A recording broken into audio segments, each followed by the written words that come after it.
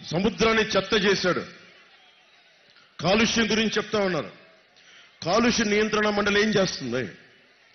మన కనీసం బాధ్యత కదా. స్వచ్ఛమైన గాలి, స్వచ్ఛమైన నీరు, అభివృద్ధి కావాలి. మన అభివృద్ధి కోసం మీరు ఎల్జీ పాలిమర్స్ చూశారు. ఎల్జీ పాలిమర్స్ లో చంటి బిడ్డలు పడిపోతుంటే గుండె ద్రవించుకుపోయింది నాకు. ఎవడు మాట్లాడతాడు? పరిశ్రమల దగ్గరికి వెళ్ళి మాట్లాడాలి కదా. కాలుష్య నియంత్రణ మండలి ఏం చేస్తుంది?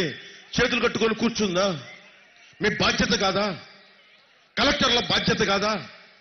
కాలుష్య నియంత్రణ మండలి బాధ్యత కాదా? ఇష్టానికి పరిశ్రమలు ఇచ్చారు కాదు. అభివృద్ధి కావాలి, ఉపాధి కావాలి, ఉద్యోగాలు కావాలి. కానీ కాలుష్య నియంత్రణ మండలి ఏం చేస్తుంది? మీరు వెళ్ళి ఊడిగం చేయడానికా? వైఎస్ జగన్కి ఊడిగం చేయడానికా? లేదంటే మోకాళ్ళ మీద కూర్చొని రెండు చేతులతో నమస్కారం పెట్టడానికా మీరుంది? దానికా మీరు ఐఏఎస్లు చదివింది? దానికా మీరు గ్రూప్ 1 ఎగ్జామ్స్ చదివింది? ప్రజల్ని సంరక్షించడానికి కాదా? రాజ్యాంగాన్ని పరిరక్షించడానికి కాదా? దేనికి ఉన్నారు మీరు? దేనికి మా అందరి కష్టం నుంచి మీకు జీతాలు దేనికి ఇవ్వాలి? మా స్వేదం, మా రక్తం కరగబెట్టి మీకు జీతాలకి, మీ కుటుంబాలకి ఎందుకు మేము పెంచి పోషించాలి? మా జీవితాలను కాపాడినప్పుడు మీకు ఉద్యోగాలు ఎందుకు? ఉద్యోగ భద్రత దేనికి? ఇది అడగాలి. ఎవడు అడుగుతాడో మీరే అడగాలి. మీరు అడగకపోతే ఎవ్వడూ మీ మాట వినరు. రేపొద్దున నేను చెప్తున్నా, నేను పని చేస్తా. ల్యాండ్ టైటిలింగ్ యాక్ట్ ఉంది.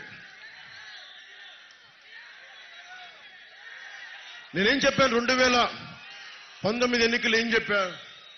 వైసీపీ వాళ్ళకి మీరు ఓటేస్తే ఆ గుట్ట మాది, ఆ పొలం మాది, ఆ నది మాది, ఆ వంక మాది, ఆ గెడ్డ మాది అంటని చెప్పా. ఆ రోజు నేను సరదాగా అనుకున్నారు. మొన్న ఏదో సినిమాలో మన త్రివిక్రమ్ గారు రాశారనుకుంటా, ఋషికొండ నుంచి భీమిలికి వెళ్లే దారిలో కొండ మీద కూర్చుంటే వైజాగ్ మొత్తం కాళ్ళ దగ్గర కూర్చున్నట్టు ఉంటుందంట. మీరందరూ ఏం చేశారంటే, వైజాగ్ ప్రజలందరూ మీరు Rushikonda can it be created again? అది తిరిగి సృష్టించగలవా? ఋషికొండ అనేది అది ఒక మౌంట్ ఎవరెస్ట్ ని తిరిగి బద్దలు కొడితే మౌంట్ ఎవరెస్ట్ అవుద్దా? డాల్ఫిన్ నోస్ ని ధ్వంసం చేస్తే మళ్ళీ డాల్ఫిన్ నోస్ ని క్రియేట్ చేయగలవా? ఋషికొండని విధ్వంసం చేస్తే మళ్ళీ ఋషికొండ నిర్మించగలవా?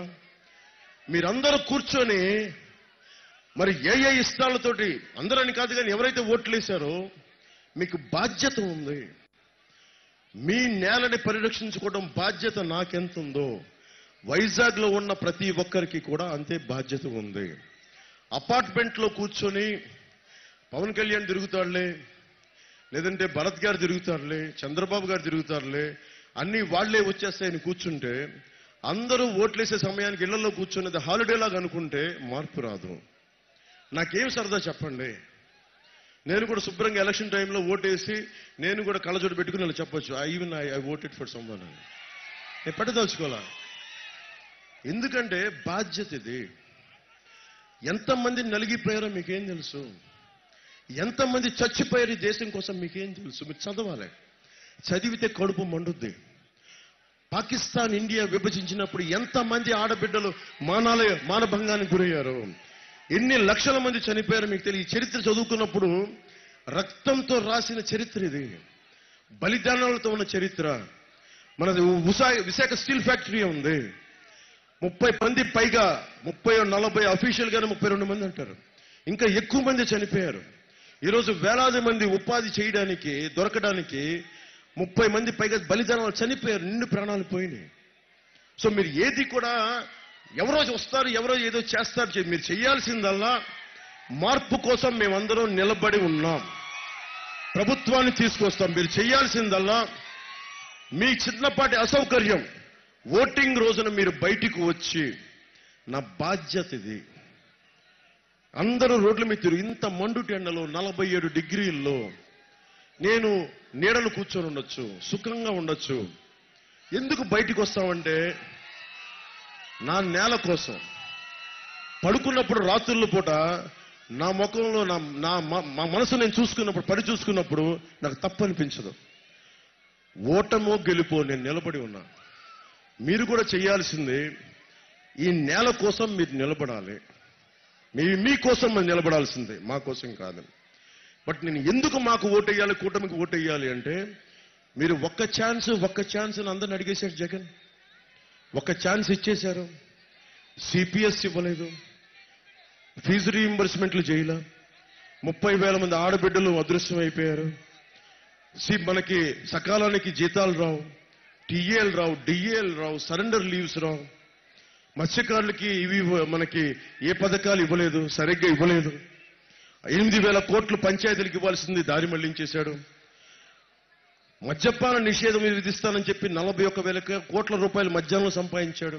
మనందరికీ డిజిటలైజేషన్ అని చెప్పి తనేమో క్యాష్ లో పెట్టుకున్నాడు మన సారా కోట్లన్నిటికీ.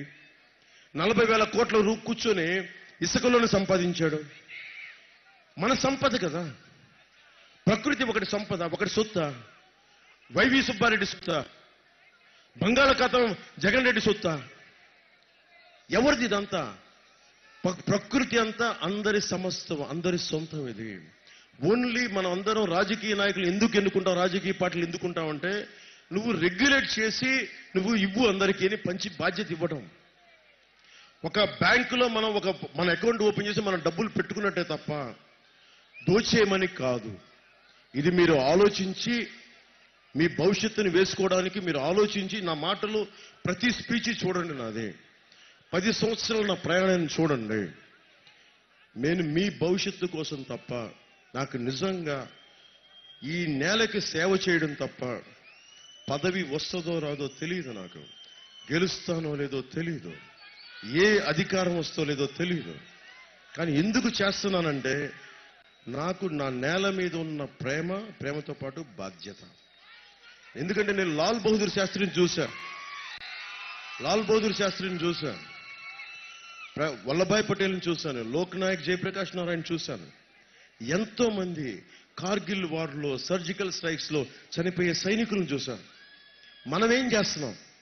వెళ్ళి కూర్చొని మన పార్టీలు ఒకే పబ్బులో వెళ్ళొచ్చు, తాకూడదని నేను కాదంట్లా. అన్ని సరదాలు వినోదాలతో పాటు సామాజిక బాధ్యత కూడా ఉంది.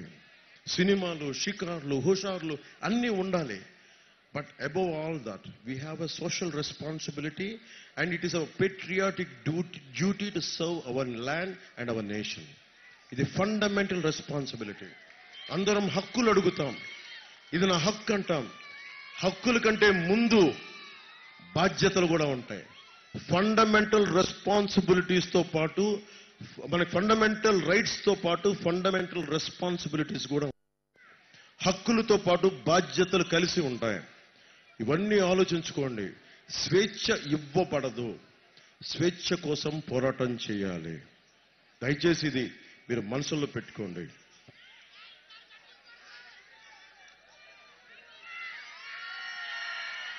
జగన్ ఇక్కడ సౌత్ లో